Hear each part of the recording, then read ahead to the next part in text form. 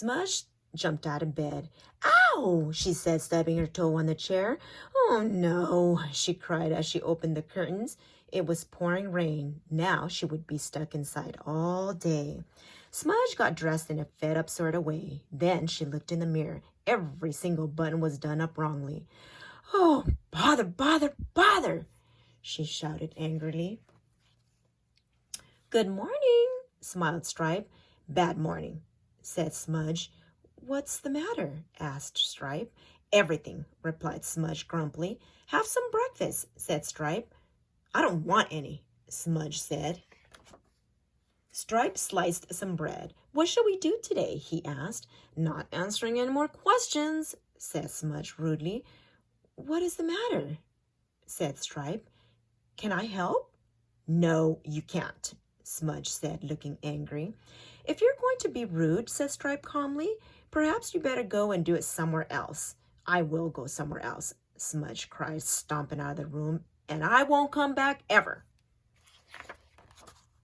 Slam went the back door as Smudge left home. She marched across the lawn, down the path towards the river. The rain trickled under her collar and down her neck. Smudge stood by the river for a long time, watching the water flow by and feeling miserable. Suddenly Goose paddled up. "Hello, Goose," said Smudge. "I'm glad to see you." "Are you?" said Goose. "Why?" "Because I've just left home," announced Smudge. "Goodness," said Goose. "Forever?" "Forever," said Smudge. Smudge wiped the rain from her eyes. "Well, why don't we go play in your treehouse?" Goose suggested. Smudge smiled. "Okay," she said. Soon Smudge forgot about being grumpy and miserable as she was having such a fine time with Goose. Hare and Mole rolled around the bend in the river. "Ahoy there!" shouted Hare. "Come play pirates with us." Smudge and Goose climbed aboard. "Smudge has left home," said Goose. "Oh dear," Mole gasped, looking worried. "Forever?" asked Hare. "I think so," said Smudge. They had a great time playing pirates, and somehow Goose always ended up walking the plank. It began to get dark. "Smudge, why don't you go home just for tonight?" suggested Mole as they rolled home. "I don't think I can. I told Stripe I wouldn't ever come back," explained Smudge. "Then you'll have to stay the night in your treehouse," said Hare. "I bet you're brave enough."